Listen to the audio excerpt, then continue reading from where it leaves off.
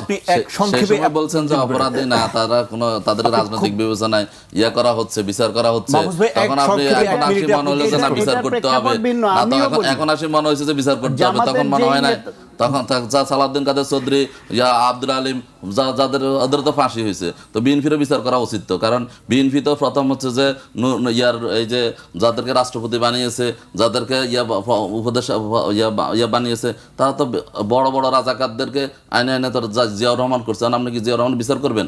সেটা তো বলেন না। প্রথম কে বানাইলো মন্ত্রী তাদেরকে? কে শাহ আজিজকে আনে বানাইলো? তাদের বিচার করেন মরণোত্তর, সেটাও করেন না কেন? ওরা সাধারণ জামাতের ওরা সাধারণ ক্ষমতা পড়ে না। রাজাকারের যে তালিকা হয়েছে, রাজাকারের যে তালিকা হয়েছে 10,000 রাজাকারের তালিকায় 37 জন জামাতের, আর 1000 ঊর্ধ্বে হচ্ছে বিএনপির, আর 8,000 হচ্ছে যে আওয়ামী লীগের, আর সবকিছু জামাতের দায়িত্ব। আমি বললাম তো আপনি শাহজিজের নাম বলেন, আব্দুর রহমান বিষয় আমাকে শেষ করতে হচ্ছে। যেহেতু রাষ্ট্রপতি বানাইছে না, ওখানে যে তালিকা আপনি দেখেন তো, ওই সময় তো যাদেরকে আপনি খুনি দর্শক বলতেছেন, তারা কেউ যদি রাষ্ট্রপতি বানাইছে না, ওখানে যে তালিকা আপনি দেখেন তো, ওই সময় তো যাদেরকে আপনি খুনি দর্শক বলতেছেন, তারা কেউ যদি ছিল না। অনেক ধন্যবাদ। জামায়াতকে যদি জামায়াতের ঘাড়ে সবকিছু দায় পড়ছে কেন? না, জামাতের ঘাড়ে সবকিছুর দায় দিচ্ছে না। যেটুকুর জন্য জামাত দায়ী সেটুকুর দায় তাদের তো নিতে হবে। বিএনপি যেটুকুর জন্য দায়ী সেটুকু নিতে হবে। বিএনপির কোনো নেতা যদি বলে থাকেন ধানের শীষে ভোট না দিলে ঠ্যাং ভেঙে দিবে, সেই দায় ওই বিএনপির নেতার তো নিতে হবে, ওই দল না নিয়ে পারবে না। পাশাপাশি জামাত যদি আবার গিয়ে বলে যে ভেস্তে যাইতে চাইলে জামাতকে দাঁড়িপাল্লায় ভোট দিতে হবে, জান্নাতের টিকিট বিক্রি করে, জান্নাতের টিকিট বিক্রিকারীদের টিকিট বিক্রিকারীদের দায়ও তো জামাতকে নিতে হবে। কথা হয়েছে, প্রমাণ আছে, ভিডিও ডকুমেন্ট সব আছে। আমি আপনাদের পক্ষের ওকালতি করা লোকদের ভিডিও ঘুরে বেড়াচ্ছে,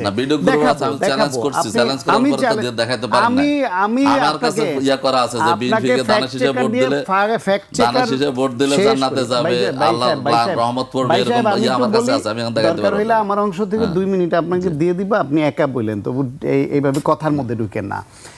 বিষয়টা হচ্ছে যে এই জান্নাতের টিকিট বিক্রি করা, এই যে গিয়ে যেখানে ধর্মের অপব্যবহার করা, যেখানে বলা যে যদি 72 কাতারের মধ্যে থাকতে চান, জান্নাতে যেতে চান, তাহলে জামাতকে ভোট দিতে হবে, না হলে যেতে পারবেন না, এগুলা ধর্মের অপব্যবহার।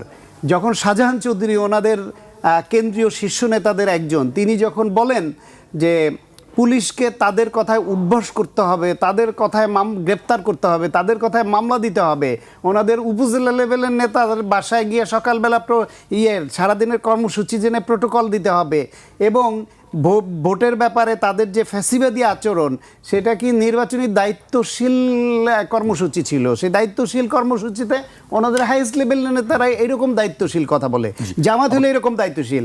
আর ওনারা বিএনপিকে দুর্নীতি নিয়ে, চাঁদাবাজ নিয়ে, বিএনপির দুর্বলতা যদি থাকে কেউ করে, সেইটা ওনারা বলার অধিকার রাখেন, ওনারা বলেন।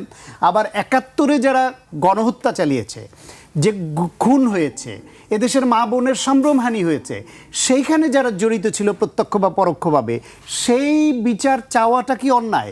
সেটা বিএনপি আগে 2 দিন আগে চায় নাই, উচ্চকিত ছিল না বলে এখন উচ্চকিত হতে পারবে না, এমন তো কোনো কথা নাই। শেষ করব, আপনি এক সংক্ষেপে বলছেন যে অপরাধী না, তারা কোনো তাদের রাজনৈতিক বিবেচনায় করা হচ্ছে, বিচার করা হচ্ছে, তখন আপনি এখন আসি মনে হলো যে না বিচার করতে হবে না, তো এখন আসি মনে হয়েছে যে বিচার করতে হবে, তখন মনে হয় না, তখন সালাউদ্দিন কাদের চৌধুরী, আব্দুল আলিম, যাদের ওদের তো ফাঁসি হয়েছে, তো বিএনপিরও বিচার করা উচিত। তো কারণ বিএনপি তো প্রথম হচ্ছে যে এই যে যাদেরকে রাষ্ট্রপতি বানিয়েছে, যাদেরকে উপদেশ বানিয়েছে, তারা তো বড় বড় রাজাকারদেরকে আইনে আইনে তোর জিয়াউর রহমান করছে। আপনি কি জিয়াউর রহমান বিচার করবেন?